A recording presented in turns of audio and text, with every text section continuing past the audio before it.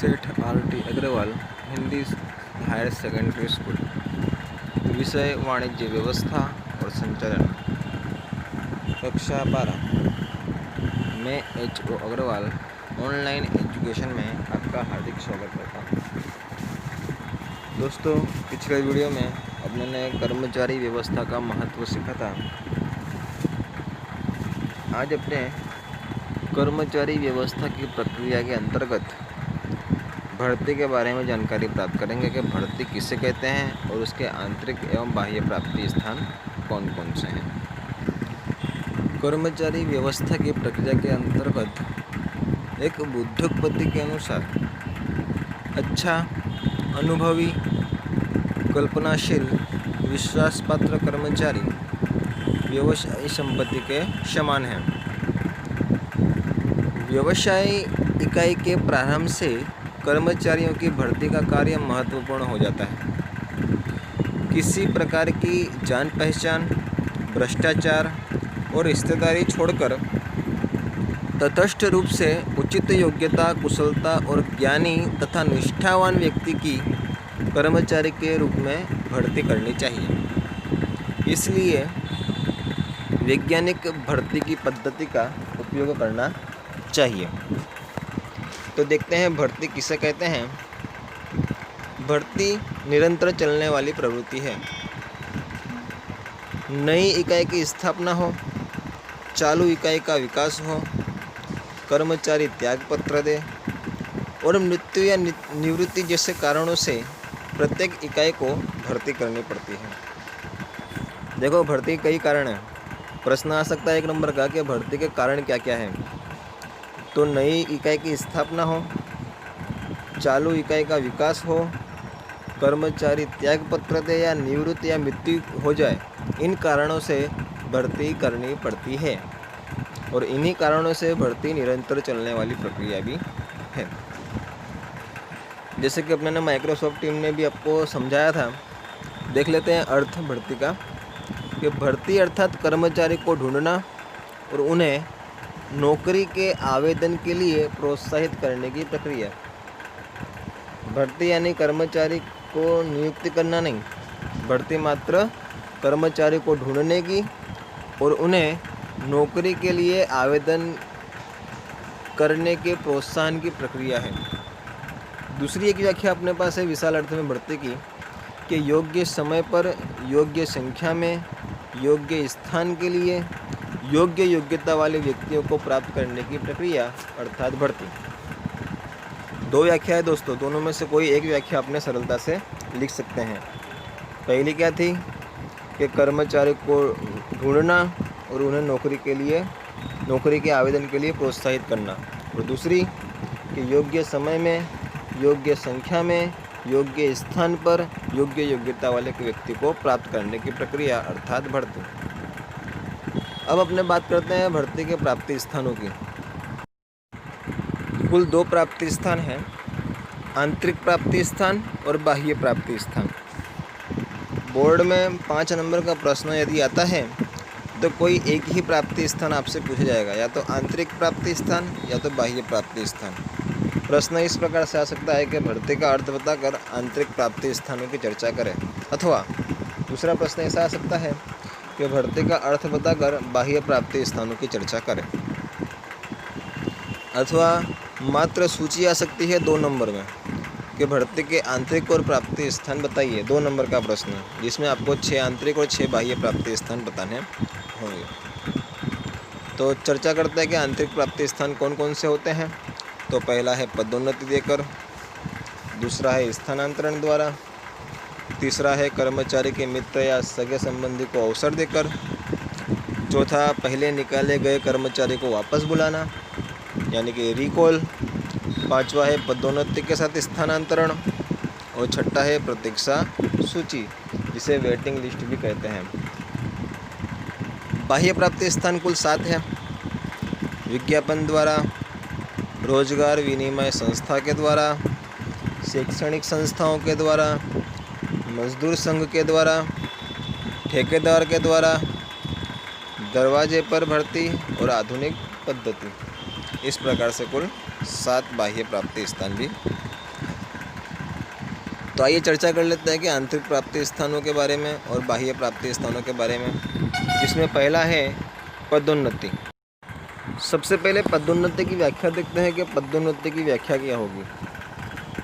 तो ध्यान से सुनिएगा व्याख्या कि कर्मचारी के वर्तमान पद एवं वेतन में, कर्मचारी के वर्तमान पद एवं वेतन में वृद्धि करके कर्मचारी को उच्च स्थान पर नियुक्त करने की प्रक्रिया को हम पदोन्नति के नाम से जानते हैं। व्याख्या फिर से एक बार, कर्मचारी के वर्तमान पद एवं वेतन में वृद्धि करके कर्मचारी को उच्च स्थान पर नियुक्त करने की प्रक्रिया को हम पदोन्नति कहते हैं। इस पद्धति में जब नवीन पद बने या रिक्त स्थान हो, तब संचालक वर्तमान कर्मचारियों के काम, चतुराई, विश्वास, वफादारी इत्यादि बातों का मूल्यांकन करके उसके आधार पर पदोन्नति करते हैं। अपने ही कर्मचारी को उच्च पद पर नियुक्त करने से उसके कार्य उत्साह और वफादारी में वृद्धि होती है।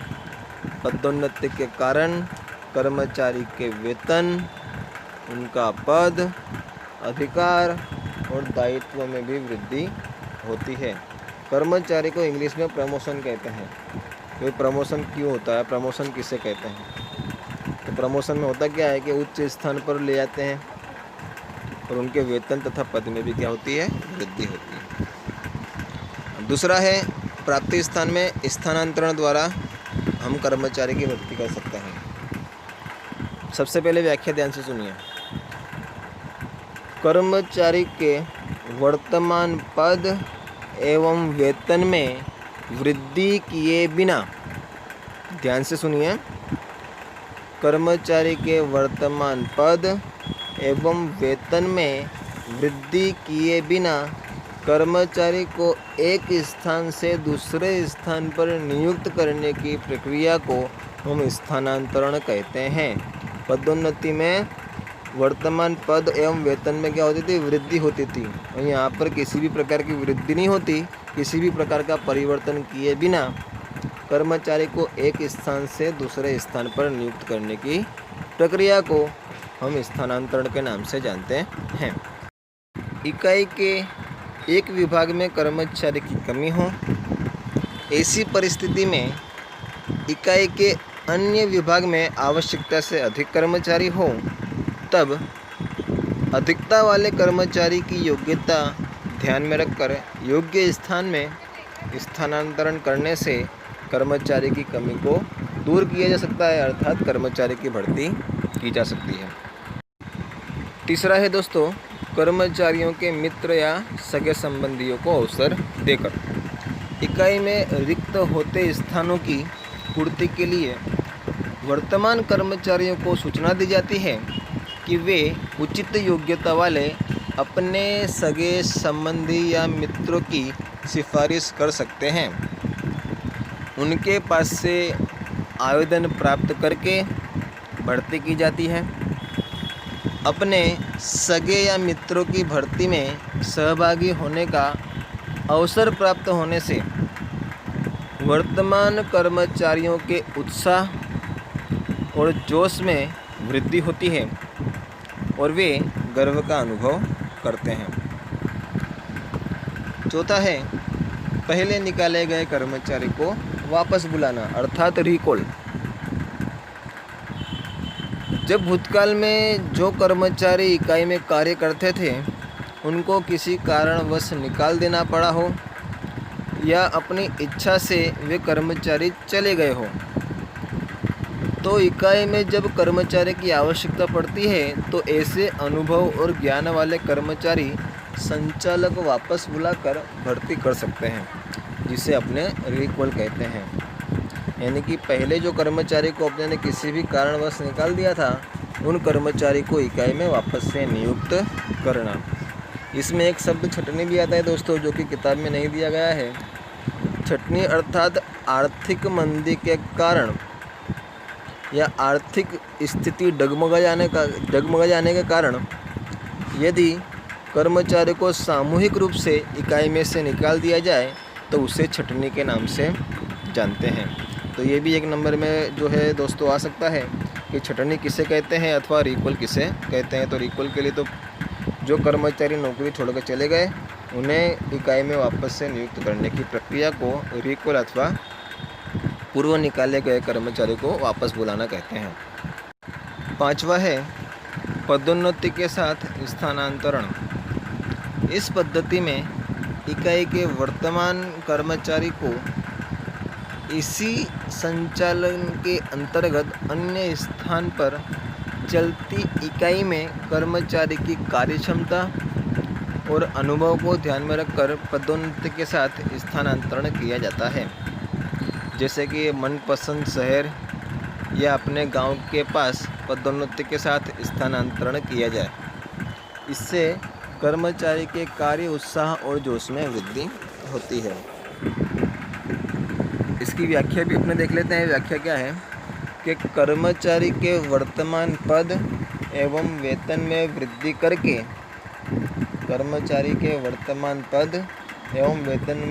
करके एक स्थान से दूसरे स्थान पर नियुक्त करने की प्रक्रिया को पदोन्नति के साथ स्थानांतरण कहते हैं। Promotion with transfer. 6 है वेटिंग लिस्ट यानी कि प्रतीक्षा सूची।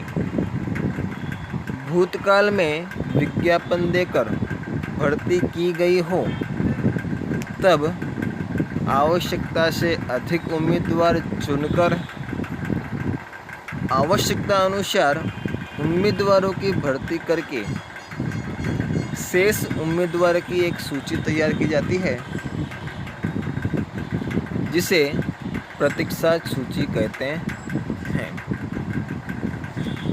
यह सूची भविष्य में भर्ती के लिए उपयोगी होती है, जिस कारण फिर से भर्ती की प्रक्रिया नहीं करनी पड़ती। प्रतीक्षा सूची के अनुसार किसी भी जगह के लिए उम्मीदवार की क्रमानुसार भर्ती की जाती है। सामान्य शब्दों में जैसे कि एग्जाम्पल देकर कहा जाए प्रतीक्षा सूची, तो जैसे कि मैंने आपको माइक्रोसॉफ्ट टीम में भी एग्जाम्पल दिया था कि मान लो कि इकाई को 10 कर्मचारी की आवश्यकता है और हम विज्ञापन दे रहे हैं तो पॉसिबल नहीं है कि मात्र 10 ही कर्मचारी अपनी भर्ती के लिए नौकरी के लिए आए। 100 कर्मचारी यानी कि 100 व्यक्ति भी नौकरी के लिए आ सकते हैं, लेकिन हमें आवश्यकता 10 ही व्यक्ति की होती है। अब मान लो कि अपने इंटरव्यू ले रहे हैं और उनमें से 50 व्यक्ति ऐसे हैं जो अपनी इकाई में नौकरी के लिए लायक होते हैं, लेकिन अपने को चाहिए कितने? 10 ही चाहिए। तो क्या करेंगे? 10 उम्मीदवार तो अपने नौकरी पर रख लेंगे और बाकी के जो 40 है उनकी एक सूची तैयार करेंगे जिसे अपने वेटिंग लिस्ट के नाम से जानते हैं। अब बात करते हैं बाह्य प्राप्ति स्थान की, जिसमें पहला है विज्ञापन द्वारा। प्रभावशाली भर्ती के लिए यह श्रेष्ठ पद्धति है। ध्यान रखिएगा कि सर्वश्रेष्ठ पद्धति कौन सी है, तो विज्ञापन भर्ती की सर्वश्रेष्ठ पद्धति मानी जाती है। 1 नंबर का प्रश्न, समाचार पत्र, व्यावसायिक पत्रिकाएं या विशिष्ट व्यवसाय के सामयिकों में विज्ञापन द्वारा आवेदन मंगवाए जाते हैं। इसके अतिरिक्त उम्मीदवार टेलीविज़न, इंटरनेट और वेबसाइट पर विज्ञापन देखकर ऑनलाइन आवेदन कर सकता है। दूर दूर के स्थानों से अधिक संख्या में आवेदन मंगाए जा सकते हैं। इससे योग्य कर्मचारी का चुनाव भी किया जा सकता है। अपने टीवी में समाचार पत्रों में कई बार विज्ञापन देखे होंगे कि कर्मचारी की आवश्यकता है, तो इस प्रकार के विज्ञापन द्वारा हम कर्मचारी की भर्ती कर सकते हैं। दूसरा है रोजगार विनिमय कार्यालय द्वारा। सरकारी और निजी रोजगार विनिमय संस्थाएं नौकरी ढूंढ रहे उम्मीदवार का नाम, पता, शैक्षणिक योग्यता, अनुभव और कुशलता जैसी बातें लिखकर सूची तैयार करती है। जो इकाइयाँ इन संस्थाओं की सेवा मांगती है उनको आवश्यक योग्यता वाले उम्मीदवार की सूची भेज दी जाती है। उनमें से योग्य उम्मीदवार का चुनाव किया जाता है।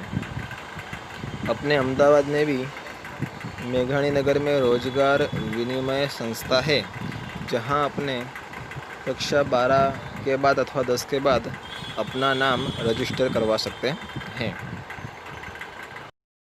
फिर तीसरा है शैक्षणिक संस्थाओं के द्वारा। वर्तमान समय में बहुत सी इकाइयाँ इस पद्धति से भर्ती करती है। व्यवसायी शिक्षण संस्थाएं कॉलेज और यूनिवर्सिटी से संपर्क करके उसमें तैयार होने वाले विद्यार्थियों की सीधी भर्ती करती है। इकाई में जिस प्रकार की योग्यता वाले कर्मचारी की आवश्यकता हो उस संबंध में कॉलेज कैंपस में प्रत्यक्ष मुलाकात की व्यवस्था करके भर्ती की जा सकती है।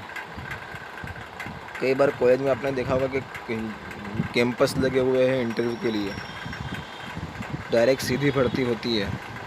तो ऐसी बड़ी बड़ी कॉलेजें सीधी भर्ती का आयोजन करती है, जैसे कि IIM, IIT। इस प्रकार की संस्थाएं प्रत्येक वर्ष भर्ती मेले का आयोजन करती है। देखो यहाँ पर एक एक नंबर के 3 प्रश्न हो गए। प्रश्न नंबर 1 कि कौन सी संस्थाएं प्रत्येक वर्ष भर्ती मेले का आयोजन करती है? तो IIM और IIT जैसी संस्थाएं प्रत्येक वर्ष भर्ती मेले का आयोजन करती है। दूसरा प्रश्न ये हो गया कि IIM का पूरा नाम क्या है? तो इंडियन इंस्टीट्यूट ऑफ मैनेजमेंट। और दूसरा IIT का पूरा नाम क्या है? तो इंडियन इंस्टीट्यूट ऑफ टेक्नोलॉजी।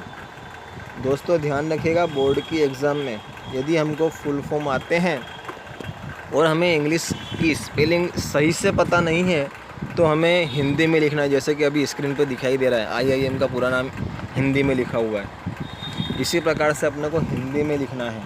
यदि इंग्लिश की स्पेलिंग मिस्टेक करोगे तो मार्क्स नहीं मिलेंगे। और हिंदी में ध्यान रखिएगा कि अपने सरलता से लिख सकते हैं। चौथा है मजदूर संघ के द्वारा। मजदूर संघ द्वारा इकाई के श्रमिकों का लेखा करते हैं। कभी इकाई में काम कम होने पर अथवा अन्य कारणों से श्रमिकों को निकाला जाता है। काम में वृद्धि होने से मजदूर संघों की सहायता से ऐसे श्रमिकों की भर्ती की जाती है। मजदूर संघ के द्वारा अधिकतर कपड़ा उद्योग और खान उद्योग में भर्ती की जाती है। पांचवा है ठेकेदार द्वारा। इस पद्धति में ठेकेदार यानी कि कॉन्ट्रैक्टर श्रमिकों की पूर्ति करने का दायित्व स्वीकार करता है। यहाँ व्यवसाय इकाई और ठेकेदार के मध्य श्रमिकों की पूर्ति करने का करार होता है। ठेकेदार अलग अलग कार्य के श्रमिकों के संपर्क में होता है। इकाई को जब आवश्यकता होती है तब उचित दर पर श्रमिकों की पूर्ति करते हैं। जैसे निर्माण कार्य उद्योग, खान उद्योग, चाय बागान आदि। इस पद्धति में श्रमिकों का शोषण होने की संभावना होती है। सामान्य रूप से अकुशल श्रमिकों की पूर्ति इस प्रकार से की जाती है। ध्यान रखिएगा, यहाँ पे छोटे छोटे कई प्रश्न आ गए कि कौन सी पद्धति में श्रमिकों के शोषण होने की संभावना होती है? तो ठेकेदार द्वारा। अकुशल कर्मचारी की पूर्ति किस पद्धति से होती है? तो ठेकेदार द्वारा। कहाँ इस पद्धति का ज़्यादा उपयोग होता है? तो निर्माण कार्य में, खान उद्योग में, चाय बागान में आदि में इसका अधिक उपयोग होता है। तो एक एक नंबर के कई प्रश्न इसमें से बन गए। अब बात करते हैं छठे मुद्दे की, तो दरवाजे पर भर्ती। इकाई या संस्था के दरवाजे का कार्य संबंधित जानकारी दर्शाता बोर्ड रखकर कर्मचारी को प्राप्त किया जाता है। विशेष रूप से दैनिक कर्मचारी प्राप्त करने के लिए यह पद्धति अधिक अनुकूल है। तो यहाँ पर भी एक प्रश्न बन गया कि दैनिक कर्मचारी प्राप्त करने के लिए कौन सी पद्धति ज़्यादा अनुकूल है। तो दरवाजे पर नियुक्ति। यानी कि दोस्तों कई बार आपने देखा होगा रास्ते में चलते हुए कि कई दुकानों के आगे अथवा होटलों के आगे बोर्ड मार देते हैं कि कर्मचारी की आवश्यकता है, कारीगर चाहिए। तो ये जो बोर्ड मार दिया दरवाजे पर, उसे ही बोलते हैं दरवाजे पर भर्ती, यानी दरवाजे पर बोर्ड मार देना। और सातवां है आधुनिक पद्धति। वर्तमान समय में इंटरनेट के उपयोग द्वारा कर्मचारी प्राप्त किए जा सकते हैं। अलग अलग एजेंसियां अपनी वेबसाइट पर संभावित उम्मीदवारों की सूची रखती है। इकाई में जगह हो तब ये एजेंसियां या इकाई उनका उपयोग कर सकती है। इसके लिए एक बार सारी पद्धतियां ऑनलाइन हो जाती है, जैसे आवेदन करना, परीक्षा लेना, परिणाम प्रकाशित करना, नियुक्त करना आदि कार्य ऑनलाइन होते हैं। इस पद्धति में उम्मीदवार कंप्यूटर और इंटरनेट का जानकार हो तो वो अधिकतम लाभ प्राप्त कर सकता है। सामान्यतः कुशल कर्मचारी की भर्ती इस पद्धति से होती है। यहाँ पर भी एक प्रश्न बन गया कि कुशल कर्मचारी की भर्ती के लिए कौन सी पद्धति अधिक अनुकूल है। तो आधुनिक पद्धति। तो यहाँ पर दोस्तों ये प्रश्न अपना पूरा हुआ। भर्ती का अर्थ, उसके आंतरिक एवं बाह्य प्राप्ति स्थान। 5 नंबर के लिए खास ध्यान रखिएगा ये प्रश्नों को। बाकी का अपने अगले प्रश्नों में चर्चा करेंगे। तब तक के लिए धन्यवाद। जय हिंद, जय भारत।